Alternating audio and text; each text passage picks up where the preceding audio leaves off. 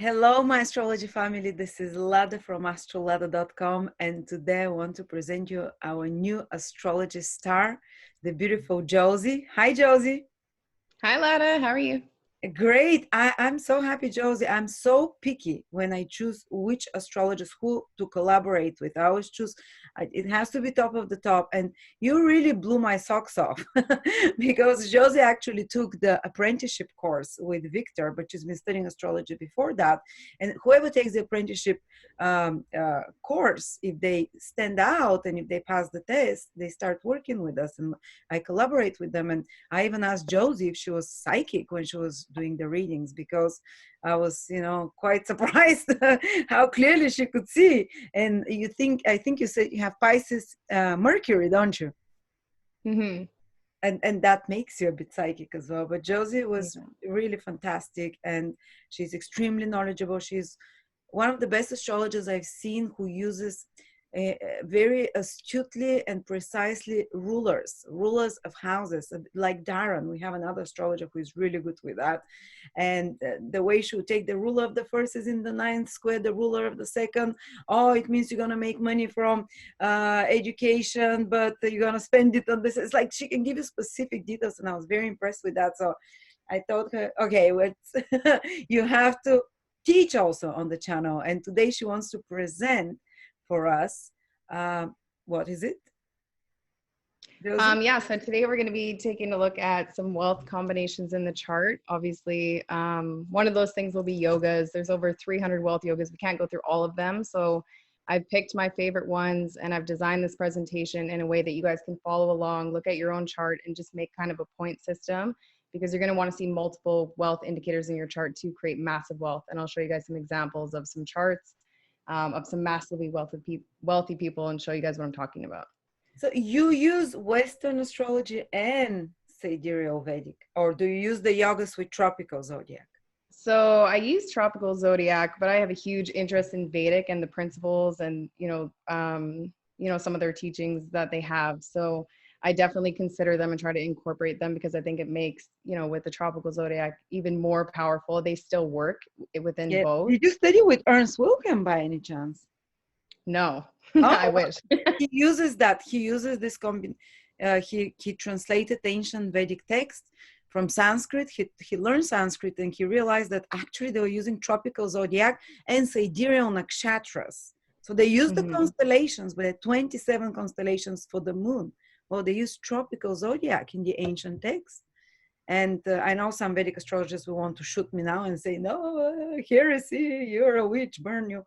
But even better. Well, the nakshatras, they're the ones that I want to learn next. I think it's pretty cool when you combine them. And astrology is so mathematically perfect that it works in all these systems, and there's no reason why you can't combine those things and get massive results with those as well.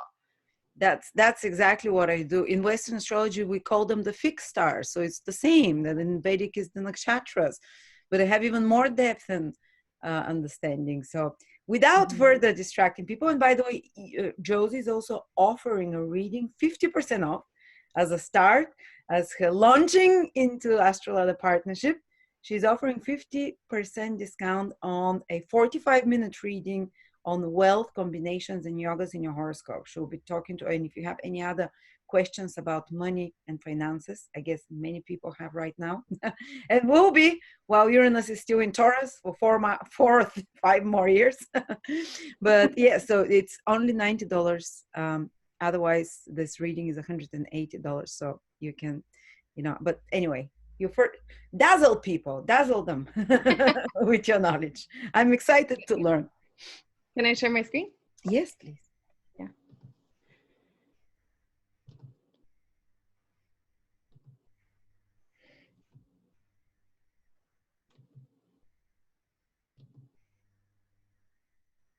Okay, can you see it? Perfect. Okay, so today we're going to be looking at wealth indicators, wealth combinations in the chart. Before we jump in, I'm going to give you guys a really quick rundown on the money houses and the money planets so that you'll have a better understanding as we move forward. So if we're looking at wealth in the chart, the number one house I'm going to look at is the 11th house. So the 11th house we know is the second from the 10th. I'm huge on derivative houses. Derivative houses, like even with perfection, can give you so much more detail about a house. So the 11th house is liquid gains. This is where money is coming from, especially through our career, our vocation, our reputation, our status, our achievements. And the 11th house also represents our income, our hopes, wishes, goals, networks, connections. So this is really the most important house when looking at wealth. The second house is talking about your ability to hold on to that wealth, how worthy you feel of that wealth, where you put that wealth, right? Yeah, that's how I So, see them is second house is if you have a bottle of water with water standing there. Well, the mhm. 11th house is you have tap, water on tap. You can start and stop it when you want. One flows, one is there. You can keep it. Sorry, I'm not going to No, interrupt. that's okay. I want you to jump in because there's actually a couple parts in here I knew you would, and I'm excited to hear what you think about them. So, Okay. um, so the second house, the reason why this is the storehouse of money or your accumulation of gains and assets is because this is the fourth house from the 11th house. So even if you're looking at your natal chart, what is your fourth house? It's your safe place. It's your environment. It's your, storage of all your things as a person. But from the 11th house, it's the fourth house from the 11th house. So this is the storage of your money. This is the accumulation of your money. That's why the second house also rules with banks. And the second house is ruled by Taurus and Venus naturally. So Venus becomes a significator of money and cash, cold hard cash, the physical, tangible thing. Wow, this is fascinating. I didn't know about the fourth from the 11, but it makes so much sense. Okay, so the fifth house is another house we're going to be looking at. This is the natural house of Leo and the sun. So this is talking about wealth through risk taking, through gambling or speculation, through center stage roles or talents or hobbies or creativity. So that's why it rules with self-started business as well. And it's a house considered to be connected with your past life good deeds as well. And the sun is a significator of our life purpose and focus. So that's why we're going to be looking at the fifth house when considering, as a money house. The ninth house is the 11th house from the 11th house. And this is the natural house of Sagittarius and Jupiter. Jupiter is also another huge significator of, wealth, money, abundance. We're always going to be looking at that in a wealth reading. And the ninth house has to do with luck, fortune, good karma, higher learning, your higher purpose, wisdom, and spirituality. So even, in ancient times, wealth was considered a little bit different than it is today. So, a wealth of knowledge or spiritual wealth is also kind of included with the ninth house. And it can still bring you abundance. Wealth of knowledge nowadays brings a lot of abundance. For sure. Okay, the eighth house. This is more of a difficult house, but it is still related with financials, right? So this is the 10th house from the 11th house, which is why it's also connected to stock markets, because it's the corporation or organization of, the stocks of those, those networks without a center, right? So it's the 10th house from the 11th house. It's also talking about wealth through marriage, partnerships, unexpected or unearned wealth. So inheritances, loans, stocks, taxes, other people's resources.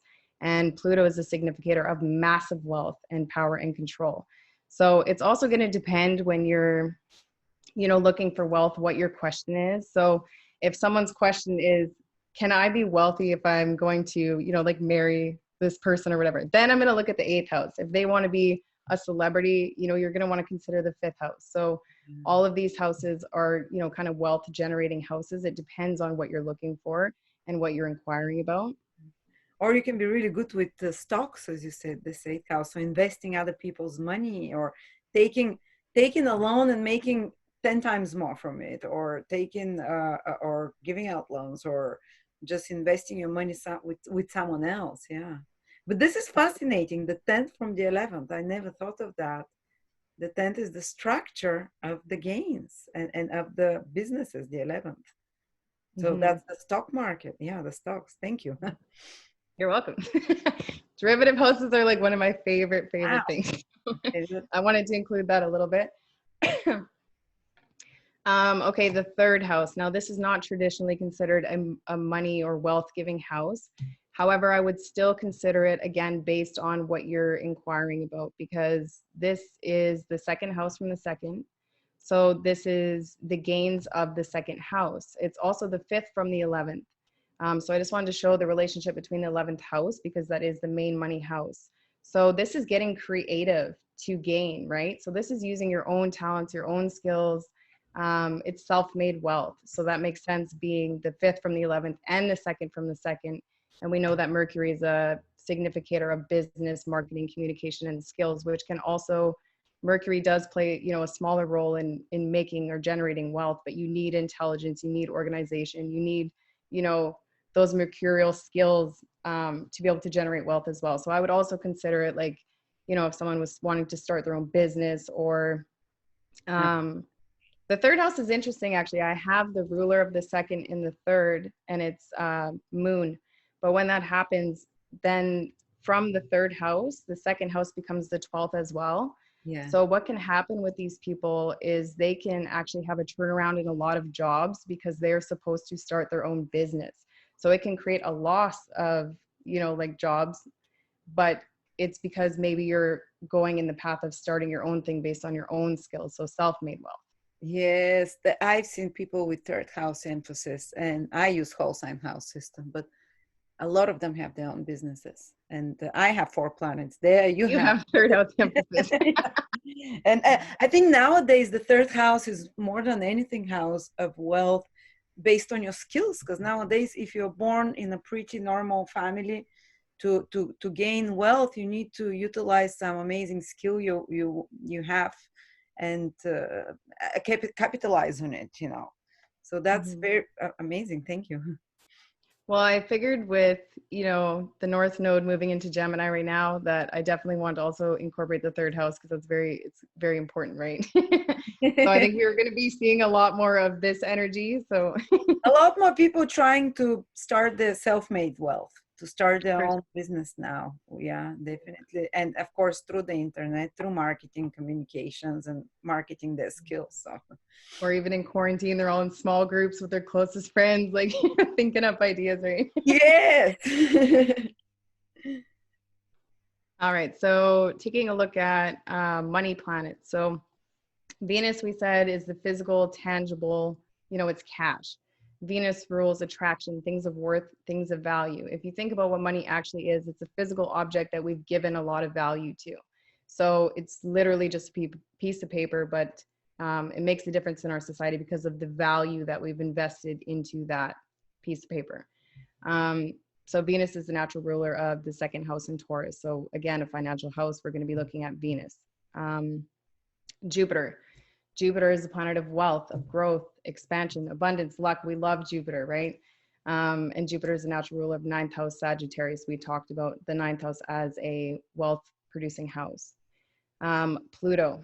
Pluto is power, control, creation, and massive wealth. This is like the god of money, basically. So although it does have it can have, a really malefic side when it comes to money. And actually, I just want to mention to you some of the conjunctions and things like that we're talking about, because this presentation has to do with wealth. So say you have a Rahu Venus conjunction. There's going to be difficulties with that, but for wealth, it is wealth generating. So just because you have these wealth things doesn't mean that it's all, rainbows and butterflies. Like there's, it's things that come with that. So I just want to mention that. And Pluto's a natural co-ruler of the eighth house. Scorpio, obviously a very powerful house. To basically to run other people's money, what Bill Gates is doing, has Pluto, Jupiter, and to make money maybe sometimes through plutonic things. Through yeah, okay, I'm not gonna go. Yeah. I don't even know why I don't know why someone so wealthy has so much say in our society, but whatever. It's interesting. Yeah. So, and then Rahu. So this is it's not a planet, but, it's the north node of the moon has the ability to amplify things. And it's talking about hunger, desire, fame, greed, and obsession. And in Vedic, they use Rahu as the co-ruler of Aquarius. And I tend to be agreeing with this. Some people can disagree with this, But if you think about it, before Uranus was discovered, what makes Aquarius so eccentric? What makes it rule gains? What makes it the rebel? I feel that that's very connected to Rahu energy. So I tend to be resonating with that. I would consider it for sure. Me too. Yeah. So Yeah. Unpredictable, the Rahu energy. yeah, very like, And Aquarius is a sign of uh, achieving financial success, because, or creating social economic links for financial success. They're not just hippies, Aquarius. A lot of Aquarius are very successful business people because they network, they know who to connect with, and they're ambitious, and then they make their way through, because Rahu is like the snake as well that can make its way suddenly much faster upwards through the ranks of society, which where Aquarius is, aiming towards. So through some very your social connections always are going to have such a powerful impact on how much you're able to generate as well. And then for Aquarius rising, they're kind of, one of the more lucky ones, because their second house and 11th house are both ruled by Jupiter already. So they already have a bit of a go ahead in terms of that. Yeah. Right. Perfect. Venus, Jupiter, Pluto, and Rahu. So for people who are following along with their own charts, I just wanted to mention the money houses, so you can take a look at what the rulers are. I would jot those down before we start looking at the combinations if you're wanting to follow along. So the yogas or combinations are basically just connections between your money houses, your money lords, and the money planets that I had mentioned. So you're going to want to, on your own, consider their dignity and aspects in your individual chart, because it's going to make a difference. That's where I would get an astrologer to be able to analyze these things if you don't fully understand that, or you can look up dignity tables or whatever. So some powerful wealth conjunctions. Jupiter Pluto conjunction, we just had this, so you've covered this a bit recently. So combining these two energies, why is this so powerful? Well, Jupiter is the planet of opportunity, of growth, of belief, of abundance, of expansion, wealth, and luck. Pluto is, power, control, focus, regeneration. It has penetrating insight. It's very strategic. It's very intense. So when you combine these two things, these people can sniff out opportunity. They can act on it. This becomes totally like amplified. They have like very good control over their wealth and over their opportunities. And Pluto's also a psychological planet. So they have, a psychological mindset for abundance already. And, with a background in life coaching, there is like, I'd really love to do a presentation on the moon and Pluto being such psychological planets, and how you can actually create wealth through those planets. Awesome. By changing like your psychology. So this is very interesting. And if you look at the people who have this, Bill Gates, Warren Buffett, Kris Jenner, Will Smith, they all have this powerful energy to them. They're like powerhouse people, that. So you can feel actually the energy of Jupiter, Pluto within these people just by, looking at the reputation or even just their aura, it's vibrating in there. So, and what I've noticed, all those people have an amazing knack of making wealth out of crisis. Pluto is crisis, Jupiter as well. Like Kris Jenner, her daughter makes a sex tape and she puts them on TV and makes them all millionaires. Bill Gates, the world is falling apart financially, and he's due to become the world's richest man again and trillionaire or whatever, because he took an opportunity of a crisis with the vaccination, everything he's gonna. So these are people that are, making opportunity out of crisis. That's actually a really good point too, because if you have, connections with, Pluto to your money lords or to Jupiter or whatever, you can find opportunity in crisis. Obviously, Pluto is a planet of crisis. And so right now, at this exact moment, if you're having any of these kind of aspects, this is when people are really going to shine with this aspect also, or if you have these kind of connections also with the 8th house, because 8th house is the house of crisis. So, in times like this, a lot of people will be losing a lot of money and a lot of people will be gaining a lot of money. And we're watching constantly Warren Buffett's investments and following them on the stocks, because he's gonna make money from this Jupiter-Pluto conjunction. Oh, for sure. Well, he's got so many wealth combinations. He's like a wealth psychic, pretty much. is how I feel about him. He's got some other abilities, or he's got some occult things in his pocket, I feel, but Oh, probably they they use things like that for sure. Okay. so then the Venus and Rahu conjunction. So Venus, we said, is the planet of, cold hard cash, of money. It's also talking about creative talents, artistic talents, love, relationships, self-worth, pleasure, and beauty. And I'm mentioning self-worth again for a bit of a psychological reason. There's a reason why the second house is associated with self-worth, as well as your ability to, hold on to possessions or assets or money. So people who have, like a really good 11th house, but they have a damaged second house, they might be able to make the money, but maybe they don't feel they're worthy of that money. So they find subconscious ways to, get rid of it or to lose it. So it's like people who win the lottery out of a stroke of luck, and then they end up bankrupt and worse than they were before. That might be like the result of like a damaged second house or second house Lord or Venus. So then with Rahu's obsession, desire, it's experimental, it's illusion, it's fame, amplification, material gains.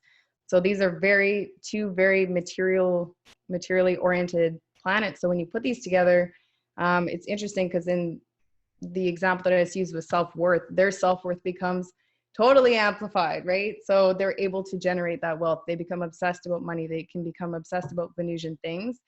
Again, this is a little bit because the nodes are karmic. So this can be talking about still, karmic relationships, and it can still have a malefic nature, but in terms of material things, it's considered really good.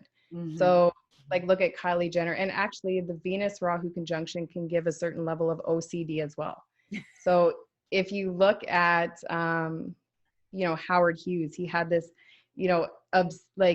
he had this like addiction to, but he would like lock himself away and like eat chocolate bars, which is very Venus, right? Like, and he was like a clean freak and became obsessed with, harmony and balance and everything being over the top Venus, over the top. Yeah, Venus. Yeah, it's like Kylie. She's always with makeup. She's beautiful and she always has so much makeup, and she even makes makeup and makes billions out of makeup.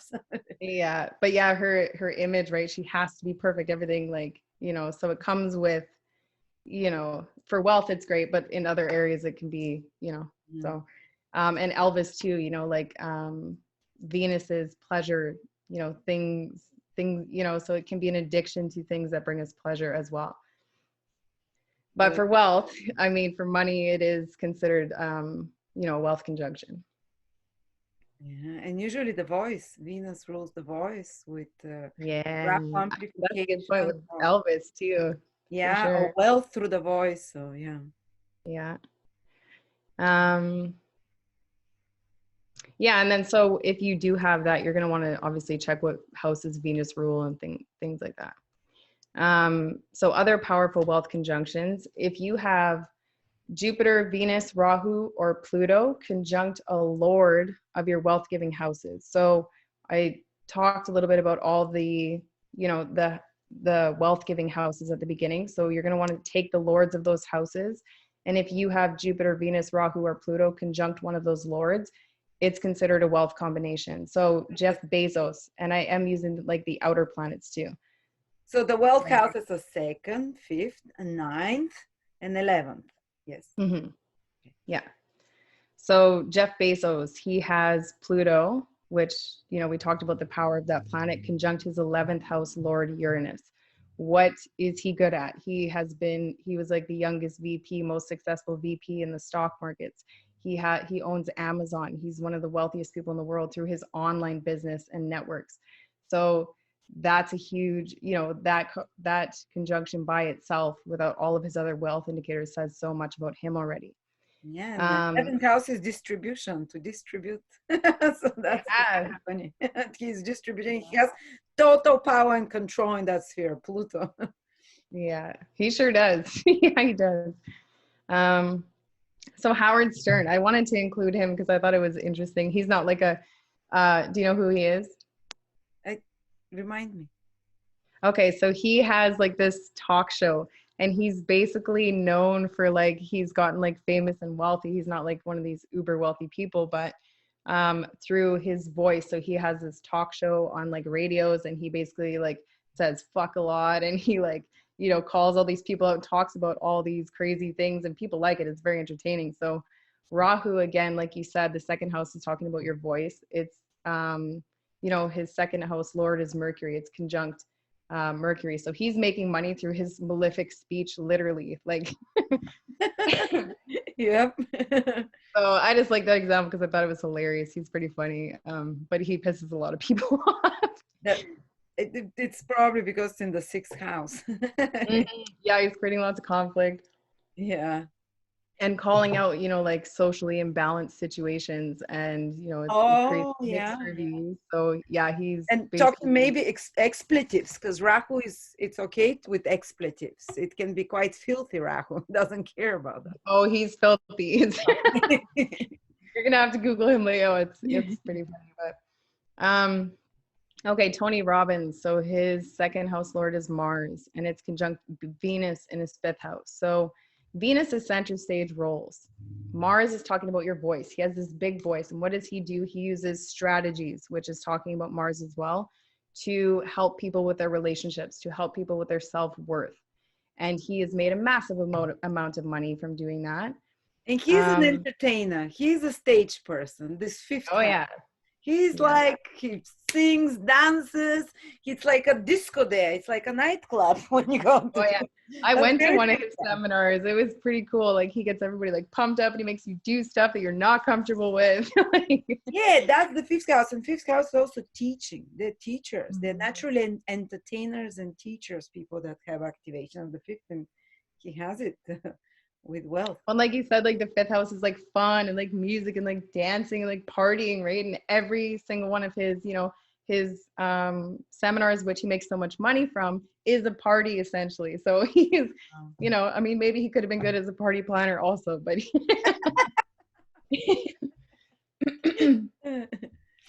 and then Walt Disney. So he's got the fifth house lord Saturn.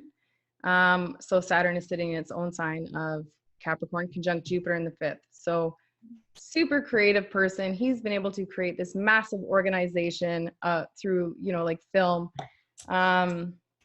Jupiter also ruling Pisces, right? Traditionally, in the house of creativity, and Saturn manifesting in its own sign, which is structure, organization, a massive empire he's been able to build, right? So if Saturn is a structure, Jupiter is expanding it. It's a massive empire. And even look at, the Walt Disney as a castle, right? The logo is a castle. And it's aimed at children again, fifth house. Mm-hmm. Okay.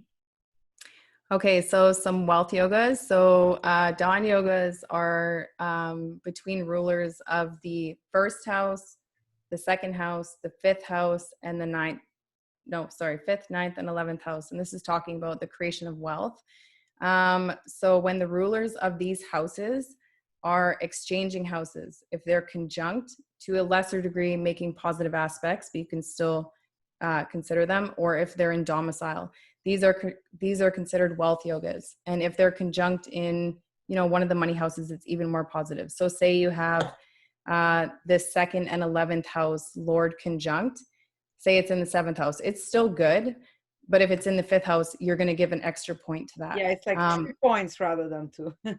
Yeah. So if you have the second lord in the ninth house, the 11th lord in the first house, if you have the first and fifth lords conjunct, so if you have any of those combinations, there's a lot of them. Everybody's, most people have at least one of those, but some very, very wealthy people have multiple of those combinations. And that's what you're going to be wanting to do with everything we're talking about, is stack up all your combinations. Yeah, I think I have 7. You have 7? Okay, I think like more than 5 is good. So, but I also take into consideration oppositions between them by sign. You have the Lord of the first opposing the Lord of the 11th, or Lord of the 9th with the 5th. I count those in. and what I would too. That's I think that would be like about, if you can balance those things, then it would be like more wealth generating, because oppositions are about a balance. Yeah, because they're also mutual aspects in Vedic astrology.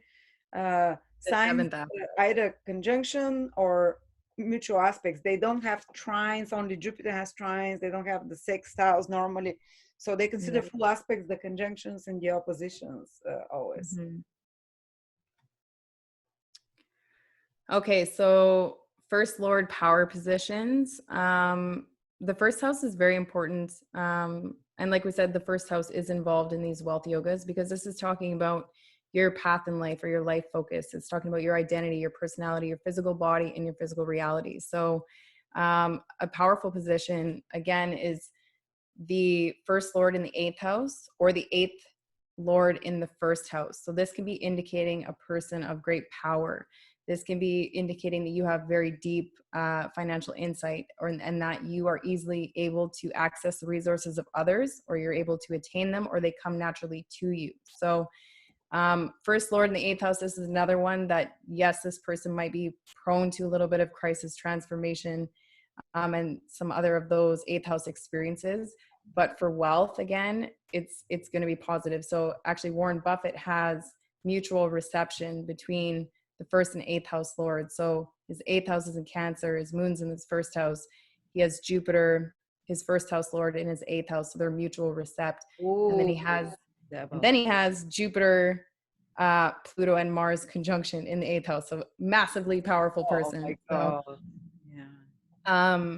also the first house in the 10th, or the 10th in the first, I would still consider this. However, it's not on its own a wealth giving combination, Mhm. because you can, some, like the 10th house is talking about your profession, your status, your reputation, leadership roles, bosses, authority, government achievements. It's your most visible house.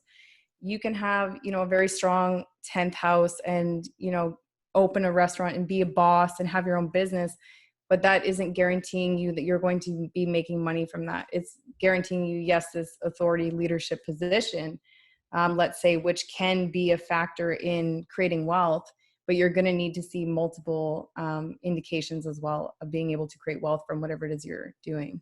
And because also the 10th house is the ruler in ancient times, if you're the tribe's ruler, you don't get paid. It's a position of honor rather than money, So nowadays a bit different. When you're the boss, you tend to have more money as well. But Yeah, actually, that's interesting that you say that, because I've been looking into something recently, which is some Vedic astrologers are saying that debilitated planets give massive wealth because back in the day, if like wealth was considered negative, like bad.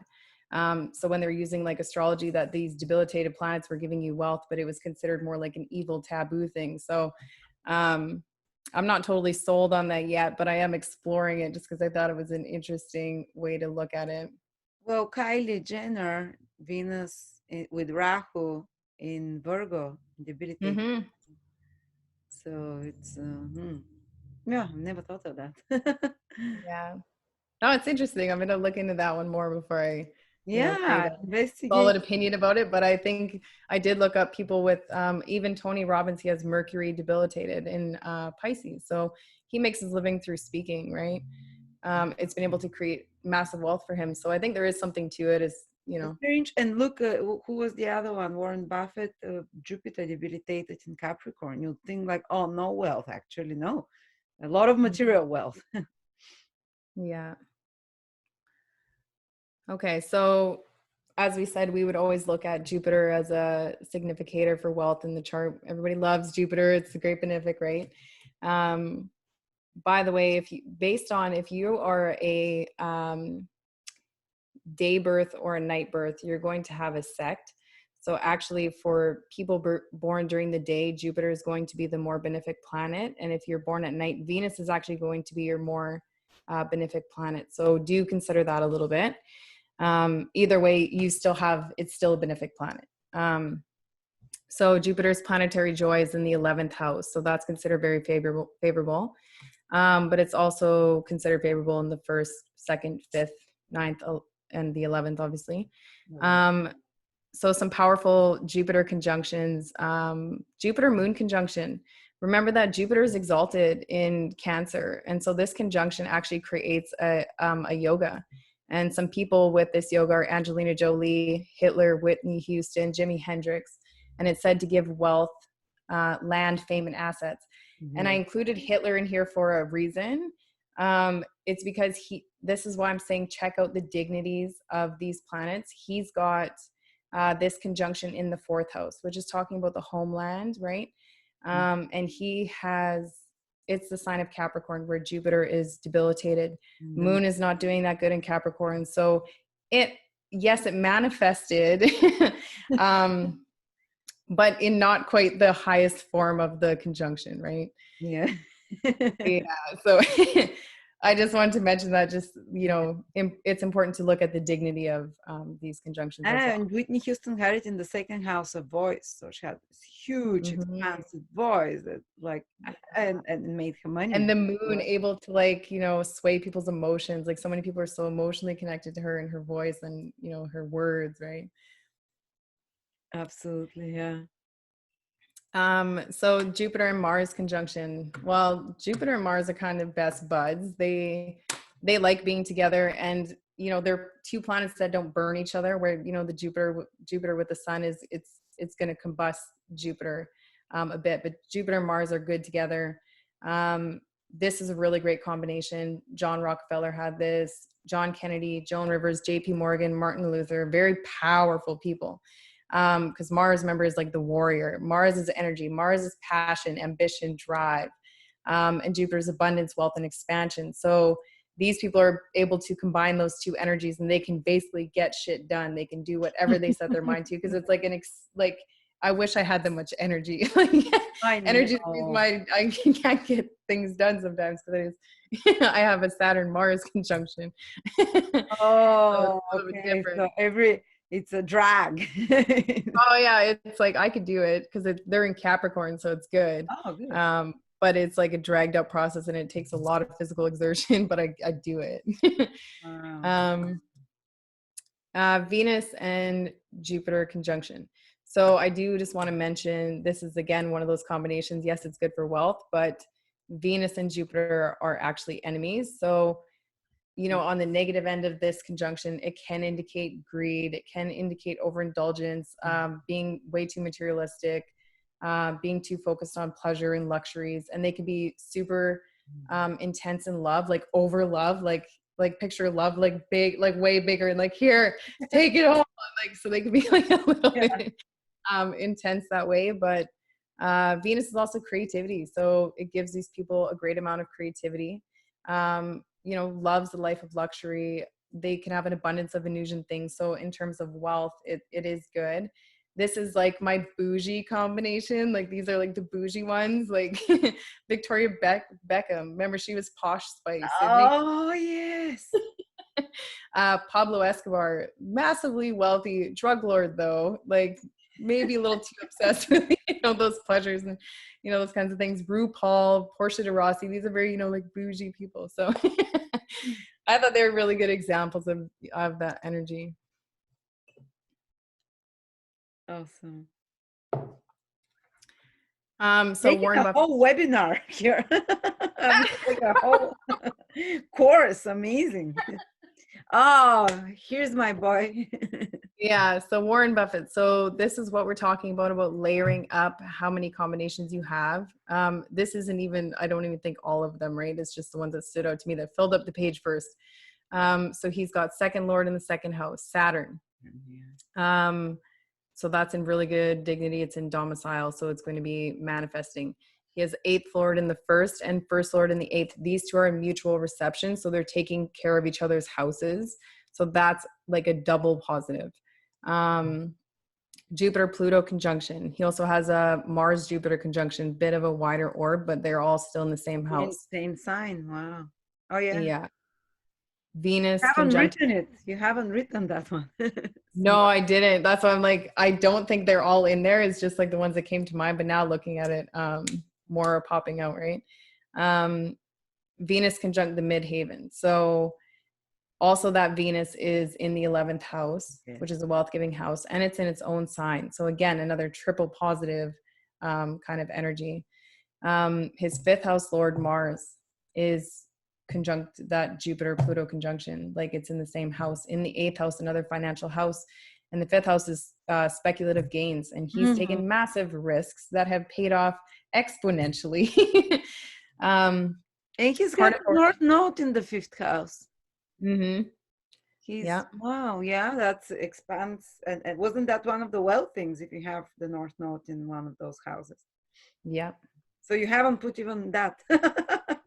Yeah, so there's more. I'm sure if you sat here and picked it apart, there'd be much more. Like I said, like some of the, I think there's like over 300 wealth yogas. The main ones are the ones I would generally just look at. I'm not going to look at 300 for everybody's chart, but Yeah. part of fortune, I'm going to be covering that just in a little bit, but it is considered beneficial in an angular house. And he's got it in the 4th house, and that ruler Jupiter, which is also his ascendant ruler, is exalted, which is really good. And then he has his 10th house lord in the 11th house, Mercury, sitting in the same sign as his MC and Venus. So also another good indication. Okay. So he has a massive list of, you can see why this man is wealthy, especially with the Pluto Jupiter conjunction and the Jupiter Mars all in that same house, involving his ascendant ruler in the 8th house. Literally just that the energy 8th says house of stocks. yeah he's like And he's a very Venus and Mercury in the 11th. I mean, only benefics in the 11th house of gains. It's all over. yeah.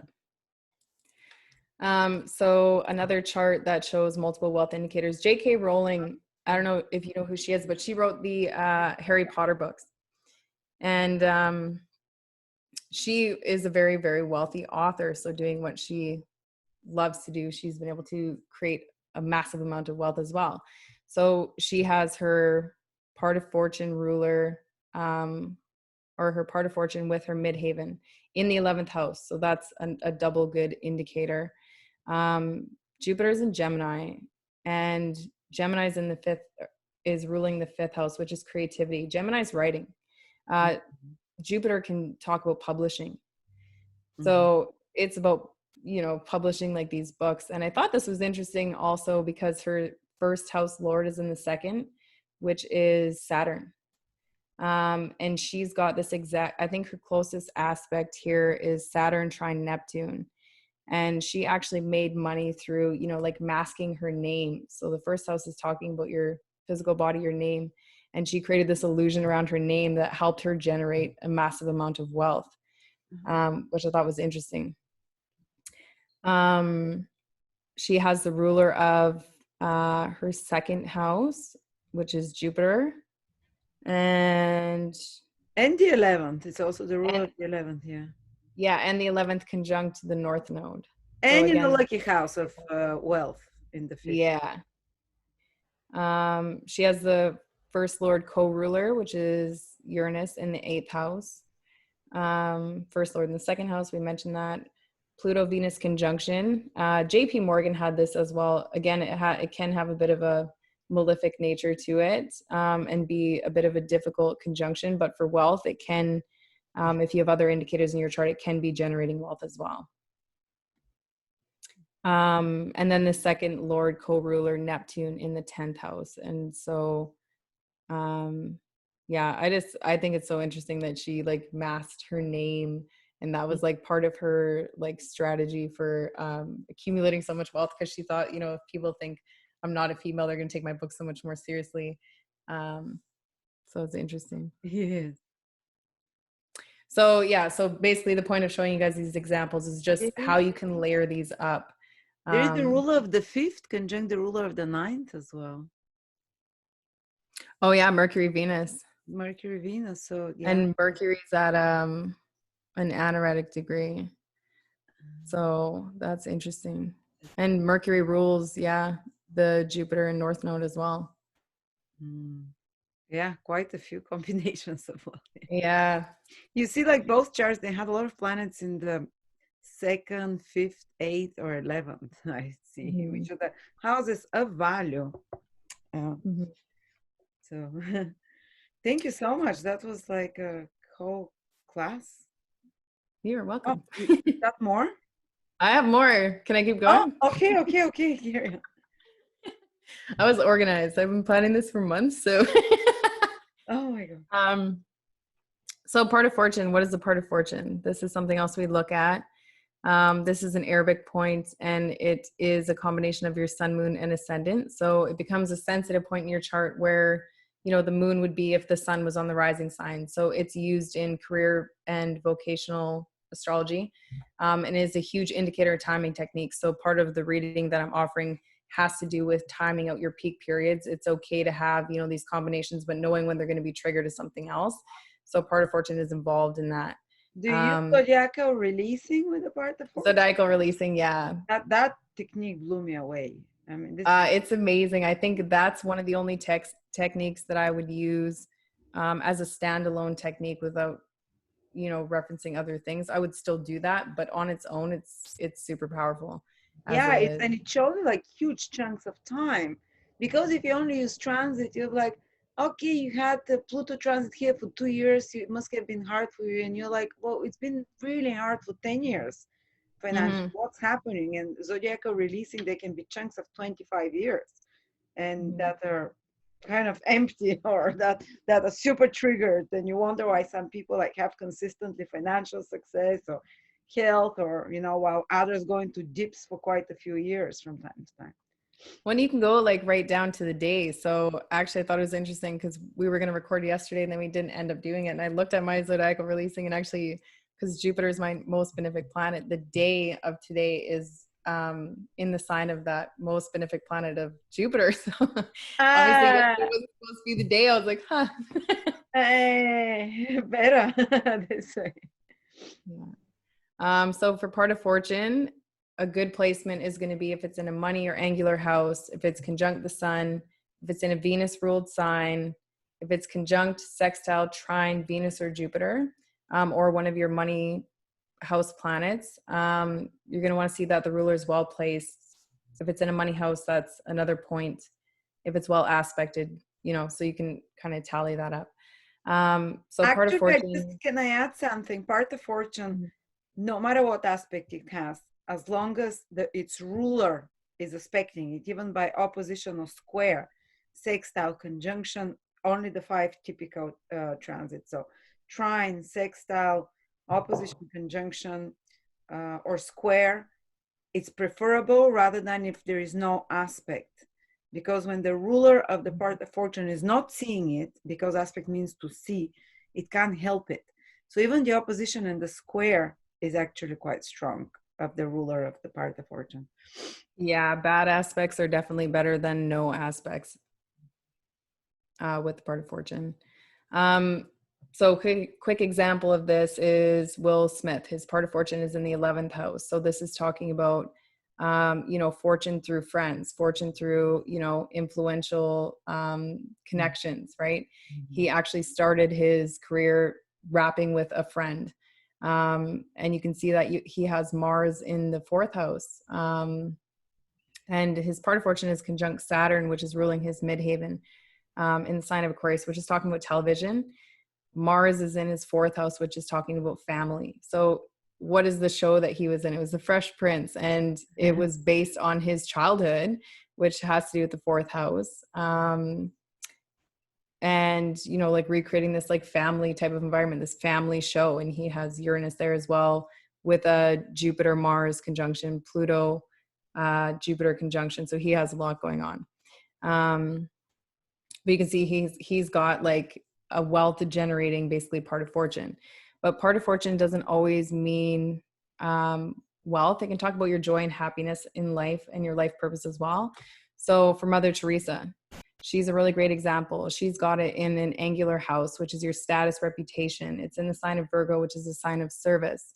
It's conjunct the sun, talking about, it's the 9th house lord. So this is, very spiritual. She was dubbed a saint basically at the end of her life. And the 9th house also has to do with service.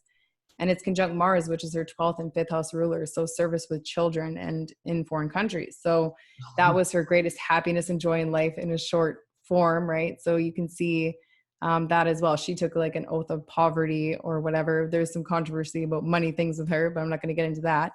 But she's definitely someone that lived her life purpose, basically. Yeah. Financial fixed stars.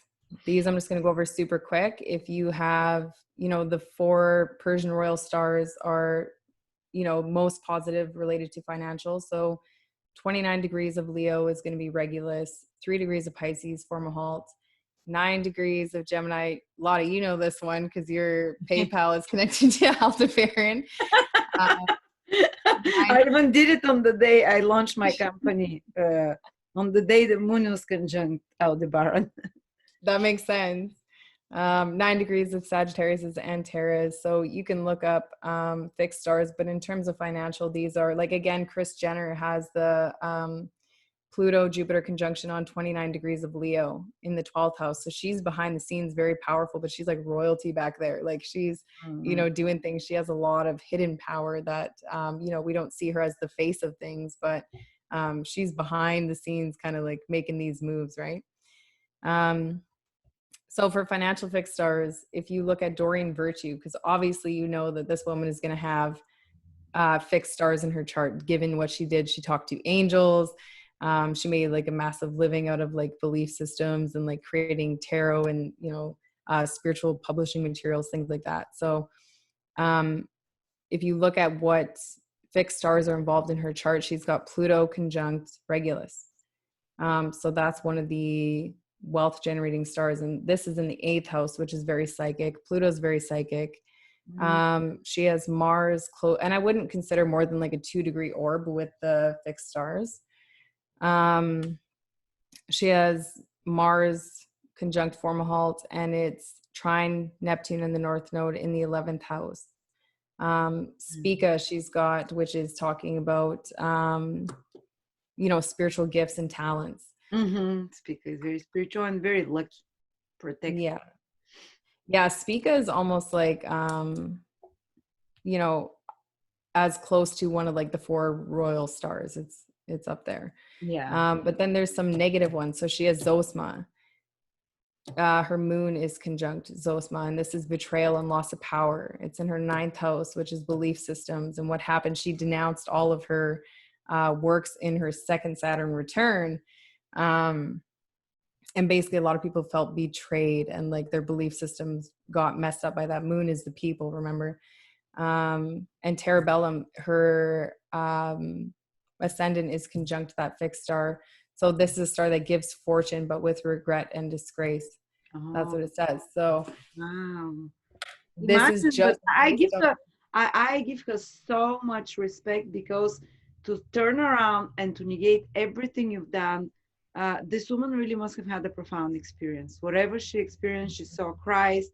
I think she's so brave for doing that. You know, how many people reject their fortune and stop the income and because of what they believe. So, but that's interesting. I didn't know about Zosma. It's an astrology star in Hermetic astrology, Hermes. It means occult powers as well. But, that makes sense. Like some of the fixed stars are like a mixed bag. It comes with something, but yeah. So, but this is an example of just through her chart, you can see so much about her life just by looking at her fixed stars. Wow, you're so knowledgeable. You combine so much. I love it. Thank you. So I only have 2 more things. We'll wrap this up. I'll go through these pretty quickly. Kazimi. This is a very fortunate position.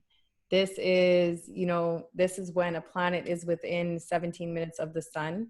And it is rare, but it becomes dignified. It becomes protected by the king. It's basically like sitting on the king's lap.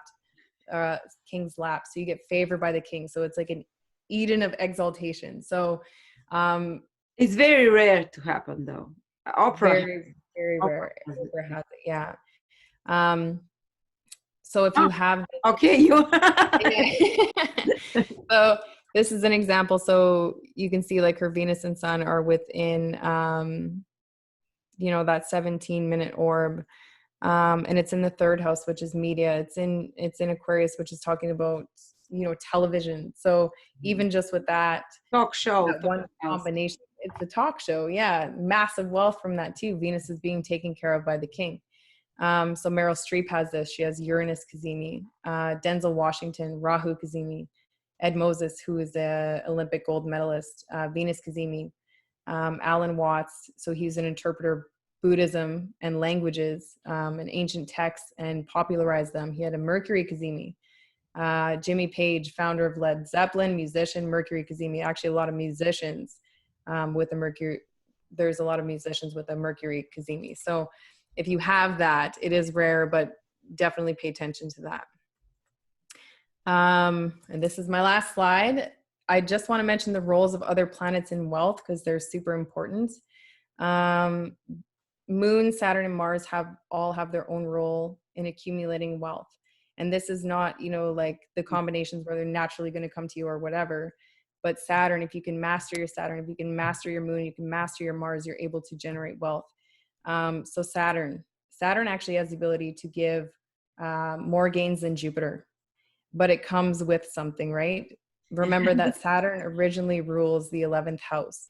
And actually secret societies and like these big organizations, they actually worship Saturn, which is interesting because they know that the power of Saturn. So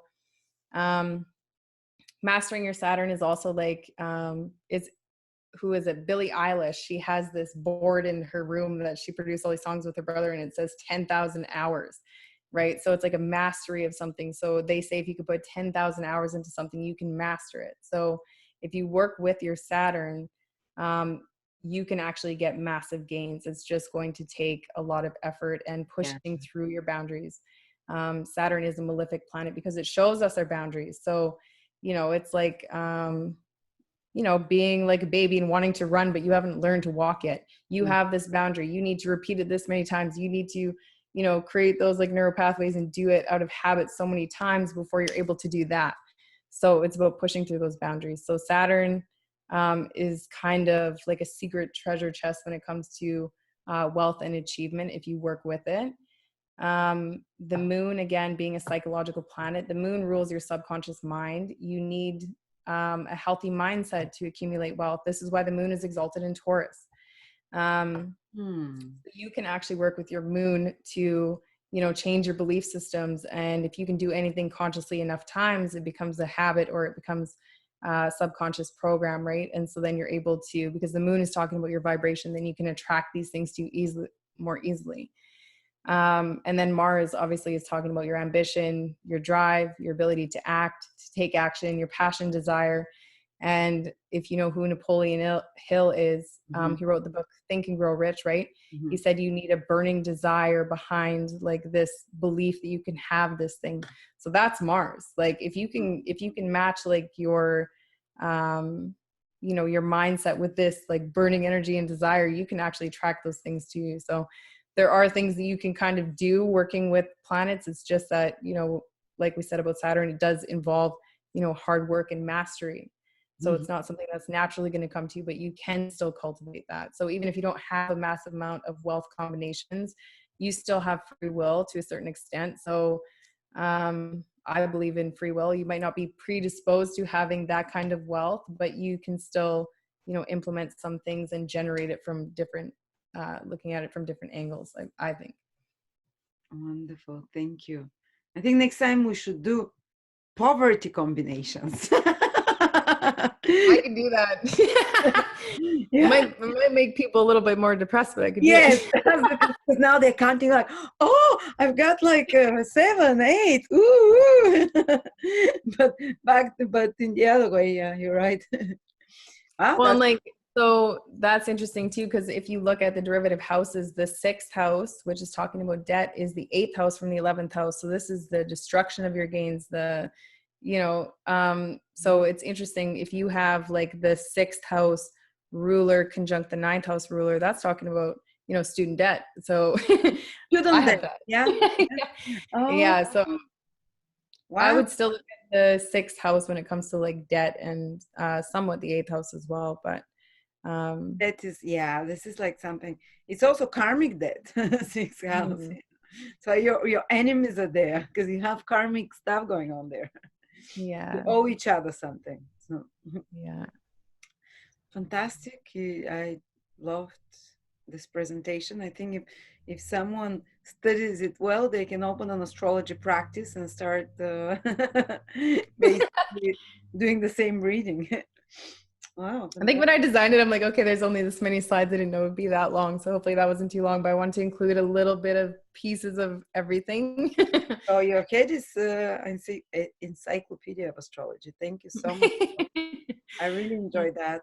I look forward for your next presentation. Oh, next thank you time, so much. next time we can do rulers because I love how you do Oh, thank rulers you. example. Yeah. I think it'd be cool too to do derivative houses with perfection, because that is something that, like, I've noticed, like, you know, when you have a perfected year and you're like, okay, well, this year is all about health, it's all about habits, it's all about day-to-day routines and whatever, the sixth house, right? But it's also like a house from all the other houses, and when you analyze it like that, you get this really great picture of what's happening for you and other people in your life for that whole year. Like, I just had a sixth house perfected year, and it was nothing, it wasn't that much about the actual sixth house, it wasn't about my health. It did have to do with work and stuff, but it, you know, like, it's the eighth house from the 11th house. My older sibling went through a massive transformation of his physical body. He went on a diet, he cut out Oh, all these like, things. He started exercising, he was like pretty overweight, and got serious about his health, so he had this big transformation. So you can see it like that, which is, I think, is really, really cool. That's one of my favorite things. oh, maybe we can do a webinar more like 2-3 hours in depth, so people can learn the meaning of each house through its derivative meaning. So what they can use it, because a lot of time people ask me, what does a house rule? And you tell them sixth house is your health and your work, but there's so many other things.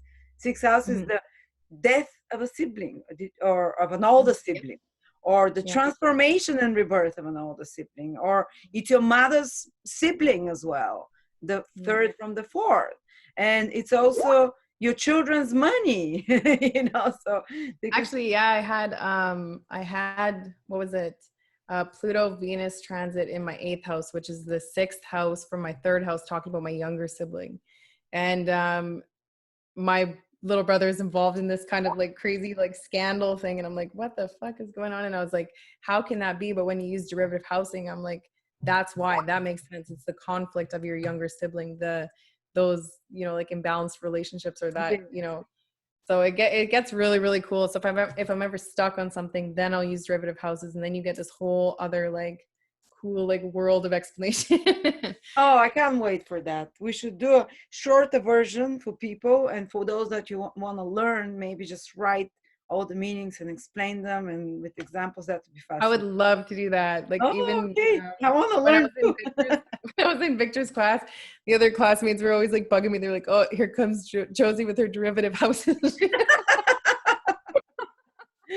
With her Yeah. obscure, your grandmother's best friend's house is this Which one? house. 'Cause you can like spiral and go really deep. I wouldn't go more than, you Yeah. know, too in depth, because then you just get confused. But Yeah, and people usually come and say, my money, my husband, or my job. It's like very rarely does someone come and say, can you tell me my boyfriend's ex-girlfriend's grandmother, she's having yeah. problem with her house, can you check from my house, from my horoscope, Yeah.